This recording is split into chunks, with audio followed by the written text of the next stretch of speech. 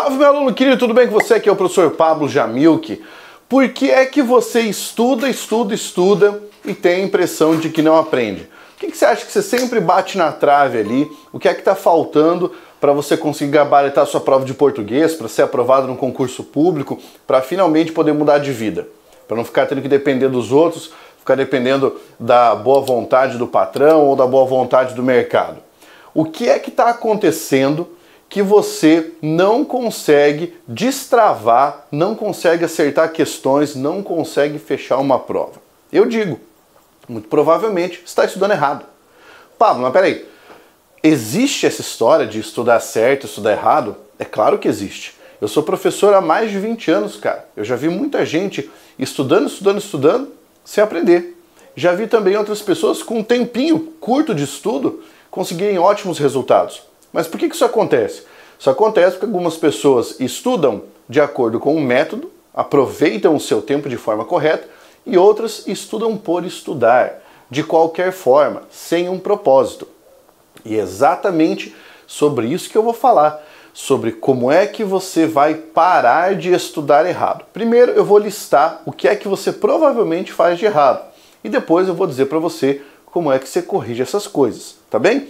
Então fica comigo até o fim desse vídeo para eu poder te explicar e é lógico você implementar isso na sua rotina de estudos.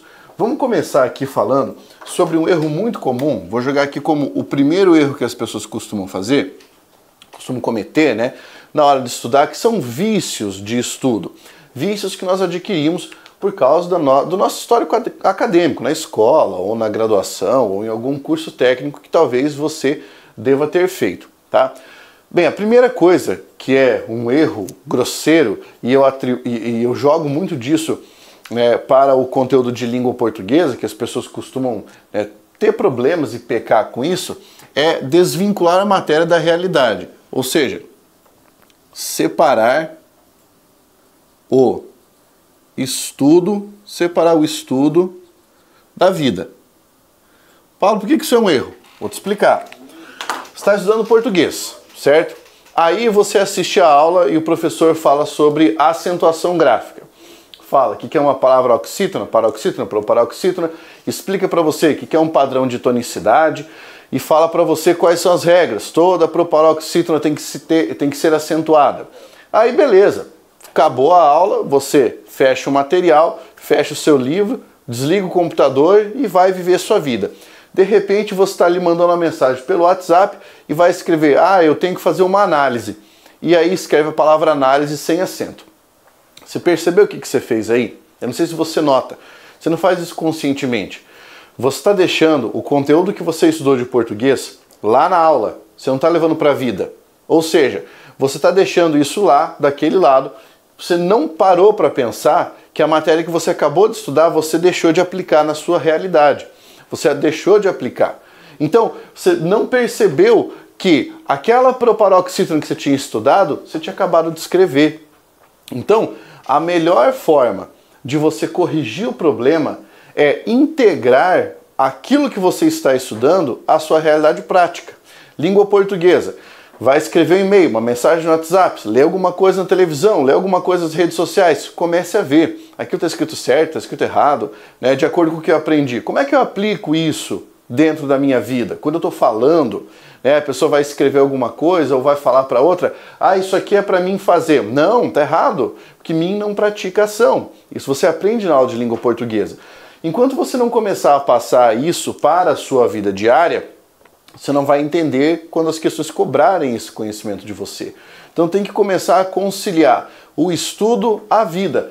Porque a sua vida começa a ser uma extensão daquilo que você está estudando. O aprendizado se transforma em algo significativo e aí você memoriza com muito mais facilidade. Outra coisa, eu costumo ensinar aos meus alunos que eles comecem a colocar mais do conteúdo no dia a dia da seguinte forma. Estou precisando decorar uma tabela de conjunções. Ótimo, cara. Pega essa tabela, coloca ali, faz à mão mesmo, escreve bonitinho, recorta e cola ali no espelho do banheiro. Toda vez que você for escovar os dentes, tá ali.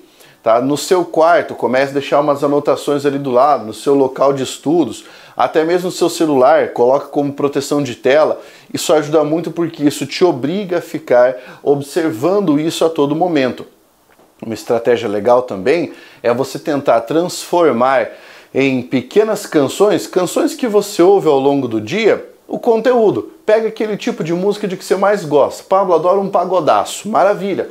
Comece a pegar as letrinhas do pagode que você mais curte e começar a criar suas pequenas músicas com o conteúdo que você aprendeu, né? Então você tem que aprender preposição. Ante, até, após, com, contra, desde. Então você joga lá no pagodão. Ante, até, após, com, contra, desde. E vai jogando ali. Isso faz você memorizar o conteúdo e aprender assim, ó, com muito mais facilidade, porque o aprendizado se torna significativo. O erro de número 2 que nós temos é justamente sobre o material, certo? Porque o material às vezes mais atrapalha do que ajuda. Porque as pessoas não costumam seguir os materiais e não costumam seguir os materiais até o fim. Então, vamos pensar aqui sobre esse assunto que é a gestão do material de estudo. Então, eu vou te dar um exemplo claro aqui. Suponha que você tem na sua casa uma biblioteca. Eu tenho em casa uma biblioteca e de vez em quando seleciono um livro para eu começar a ler. Qual é o meu cuidado? Eu termino de ler a obra e eu nunca abandono a obra. Eu não deixo um livro pela metade. Eu posso até começar a ler outros, mas eu não deixo um livro pela metade. Por quê? Porque eu não consigo absorver aquele conhecimento se não terminar de ler o livro. Suponha que você comece Moby Dick, aí depois você pega Fundamentos de Física Quântica, depois Economia Facilitada, depois Piano para Iniciantes. Você lê Moby Dick até a página 30, Piano para Iniciantes até a metade, Economia Facilitada só as 10 primeiras páginas e Física Quântica você morreu no primeiro parágrafo. Pergunto, o que foi que você aprendeu disso? Um grandioso nada. Você não aprendeu. Por quê? Porque você não conseguiu concluir o raciocínio que estava no material. A mesma coisa se aplica para os estudos. Então você está lá estudando direito constitucional, certo? E aí você começa com um material de direito constitucional, algumas aulas, depois você pega um PDF de outro professor, pega um resumo de outro professor, e essas coisas começam a se alterar demais. Você não consegue seguir a mesma linha de raciocínio, a mesma estratégia didática. É por isso que às vezes muito material significa pouco estudo. Quando os alunos vêm estudar comigo, o que eu falo? Você precisa de basicamente 3 coisas, tá? A coisa A, você precisa do método Jamilk, beleza? Que é o meu curso completo de língua portuguesa, que você vai do 0 ao 100, vai ao infinito e além. O método Jamilk possui as aulas em vídeo e possui um material em PDF que acompanha cada aula, certo? O item B de que você precisa é um caderno. Por quê? Porque eu falo diversas coisas ao longo das aulas que é interessante que o cara anote e que ele faça os seus resumos, tudo bem? Então, você pode pegar todos os PDFs que estão no método Jamilk, transformar numa espécie de apostila para você acompanhar as aulas e o seu caderno para você ir anotando dúvidas, anotando todos os elementos de que você precisa ali para aprofundar o conteúdo. E eu sempre digo que um estudante de língua portuguesa deve ter uma gramática. Por que ele deve ter uma gramática? Porque eventualmente ele pode consultar uma explicação ainda mais aprofundada a respeito de algum tópico. Fortuitamente, comigo você tem tanto o método Jamilk quanto a minha gramática, que é o meu livro chamado Português Simplificado. Você encontra facilmente aí nas melhores livrarias, pelos sites, você encontra com tranquilidade. Então, com uma gramática apenas, com o método Jamilk apenas e um caderno, você consegue estudar toda a matéria de língua portuguesa, tá? Então, A gestão do material é importante. Você ter 50 cursos de português de nada te adianta, porque você não vai assistir a todos eles. Eu sei que não vai. Muita gente que estuda com um método está lá assistindo e de vez em quando pula uma aulinha ou outra. Eu sei quantos % a galera assiste de cada vídeo. Então eu sei qual é o comportamento do aluno. Outra coisa que o aluno comete erro, tá? Esse erro aqui é crucial, quando ele está estudando, é não praticar. Ou seja, sem exercícios, beleza? Por que é ruim você não praticar? Porque você não aplica na prova aquilo que você vê na teoria.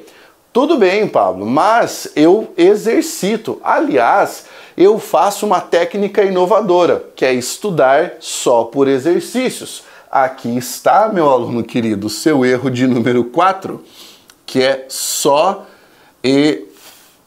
exercícios, tá? Por que isso aqui é errado, Pablo? Porque se você só resolver exercícios, você não vai conhecer a teoria por trás da questão.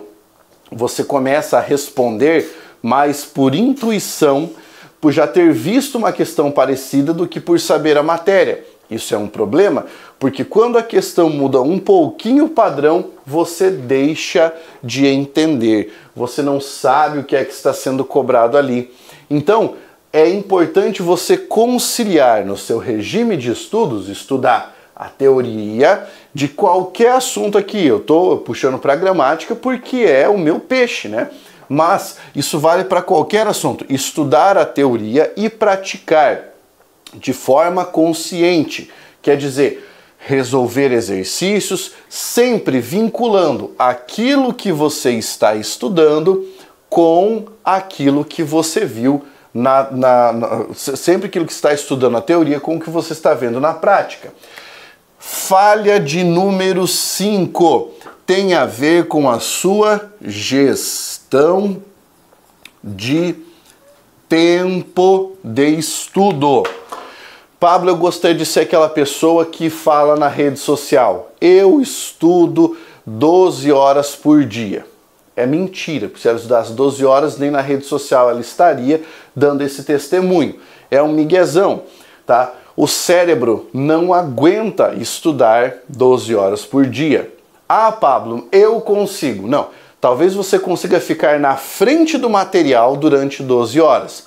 Mas existe um limite de absorção de conteúdos novos para o nosso cérebro. Eu sei disso porque eu sou linguista cognitivista, eu trabalho com essa parada.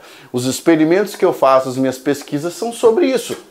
Então, meu queridão, você precisa fazer uma correta gestão de tempo. Essa correta gestão de tempo leva em consideração quanto tempo você pode dedicar para estudar alguma coisa. Pablo, eu adoro assistir aulas. Perfeito. Então você pode ficar ali assistindo às aulas até umas 3 horas, tá? Contando o tempo líquido aqui. Assista umas 3 horas de aula. E aí, Pablo, e quanto tempo eu devo praticar? Veja, as horas de aula, quando eu digo conteúdo, as horas são mais densas, porque você está empilhando conhecimento no cérebro. Depois de 3 horas, você precisa pelo menos dar uma descansada para esse conhecimento assentar. E depois você tem que dedicar o tempo que você tiver para exercícios, tá? Você pode dedicar ali mais 1 hora para você ficar resolvendo e comentando exercícios. Pablo, eu tenho uma dificuldade. Na hora em que o professor está falando, eu entendo tudo. Na hora de resolver exercícios, eu não entendo. Então, qual é o seu problema? Você não está acompanhando os exercícios resolvidos, ou seja, resolução de exercícios. O que o professor faz quando ele lança para você uma aula de exercícios comentados, ou um livro, ou coisa dessa natureza, é mostrar para você exatamente o que você não estava enxergando, que é a aplicação da teoria na prática, a aplicação na resolução de uma prova. Então aqui, O erro é você não acompanhar pelo menos algumas aulas de resolução. Você precisa disso. Pablo, nos seus cursos você faz isso? Faço. Em todos os meus cursos de língua portuguesa você tem resolução de exercícios. O método Jamil, que é o mais completo deles, né? E tem muita resolução de exercício ali, muito exercício comentado para o aluno aprender. Outra coisa muito importante é estudar sem definição de objetivo. Sem definição de objetivo. Cara, isso aqui é um prejuízo danado para o aluno, porque ele pensa, vou estudar, mas simplesmente que eu vou estudando, quando aparecer alguma coisa, eu vou e me inscrevo. Aí acontece algo como ocorreu nas últimas semanas. O cara estava lá mais ou menos estudando, estava sem um foco, sem um objetivo e pintou INSS. De repente ele tem que colocar ali na matéria dele direito previdenciário, legislação previdenciária, tudo isso que ele não havia visto antes. Ele não tinha uma base. Então a corrida que ele vai ter que estabelecer é uma corrida muito mais longa, é uma corrida muito maior do que se ele fosse empreender a sua corrida já tendo alguns desses conhecimentos. Então vamos lá. Pablo, o meu foco é ser aprovado na Polícia Federal. Então, meu irmão, o que você precisa fazer? Pegar todas as provas da Polícia Federal e começar a estudar e comentar todas elas e olhar para os editais anteriores. Meu objetivo é passar na PRF. Opa, coisa linda! O que você faz? Você vai garantir que você vai dominar tudo que tem a ver com a PRF. Por exemplo, língua portuguesa. O professor Pablo tem um curso chamado Dossiê PRF. Nesse curso eu pego todas as provas de língua portuguesa que já foram usadas na PRF e faço o quê? Comento questão por questão, comento proposta por proposta de redação e ainda trago uma base de aulas de língua portuguesa para você garantir que esse conteúdo aqui está dominado. Pablo, eu quero passar no INSS, beleza? Então você deveria ter feito esse projeto quando você colocou isso na cabeça e começar a estudar os conteúdos. Pablo, você tem um dossiê INSS? Eu também tenho, porque eu já previ que as pessoas iriam querer isso. Inclusive, no meu dossiê INSS, até informática aparece. Cara, o que eu tô querendo dizer para você é, você precisa de um objetivo. Pode ser que, se você ingressa agora no mundo dos concursos, você ainda não tem muita noção, mas pelo menos uma área você deve ter em vista. Eu me identifico com a área policial. Ótimo, então você vai para carreiras policiais. PF, PRF, Departamento Penitenciário Federal, Polícia Militar, Polícia Civil, certo? E é isso que você vai pensar. Eu me identifico com a área policial, vá para essa área. Me identifico com a área administrativa, vá pensar no INSS, nos órgãos de regulação. Eu me identifico com a área bancária, vá pensar nessas provas. Área fiscal, mesmo esquema. Você precisa definir um objetivo antes de meter a cara nos estudos. Do contrário, todo o seu estudo vale pouquíssimo em vista de quem já definiu a área. Mas definir a área é muito importante. Agora, em relação a tudo isso que eu falei para você, existe um conteúdo que é comum. Um conteúdo que é comum e que sempre aparece nas provas, independentemente da área, que é o conteúdo de língua portuguesa. Então, de todas as matérias que você pode estudar, existe apenas uma que você jamais pode abandonar, que é a matéria de língua portuguesa. E está aí o erro de número 8. O erro de número 8 é não estudar língua portuguesa como se deve. O cara achar que ele vai conseguir responder só na interpretação, que ele não precisa de muitos conhecimentos técnicos ou que ele entende mais ou menos. Hoje, as questões de língua portuguesa são extremamente aprofundadas dentro das provas. Então você precisa de ter esse conhecimento.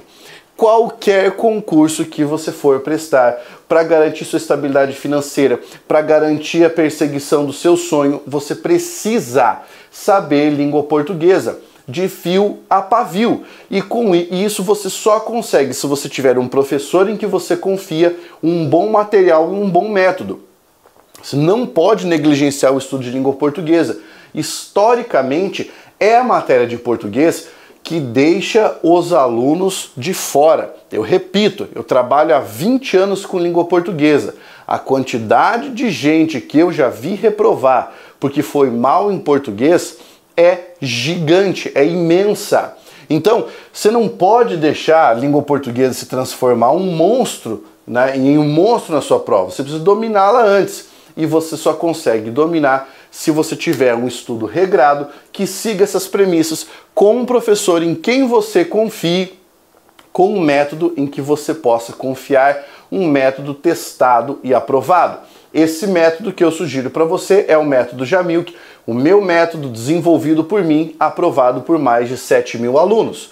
Pablo, quero participar do método Jamilk. É só você ir para o meu site www.pablojamilk.com.br e inscrever-se na próxima turma do método Jamilk. Isso é muito fácil, certo? Você tem condições especiais, você tem promoção, você tem bônus, tem uma série de justificativos que eu poderia ficar aqui trazendo para você poder fazer parte do método. Mas tudo isso que eu falei já traz uma luz, já vislumbra muito bem. Agora é hora de você fazer suas contas aí e agir de imediato, para você já poder separar o seu orçamento e vir estudar comigo. Beleza? Entendeu tudo isso que eu expliquei? Eu espero que sim. Vamos continuar sempre nessa nossa comunicação constante para você conseguir vir estudar comigo e ser aprovado e conquistar o seu sonho de ser servidor público, ser aprovado num vestibular, melhorar a sua comunicação ou ser mesmo mais persuasivo. Um grande abraço e até o nosso próximo vídeo. Força, guerreiro!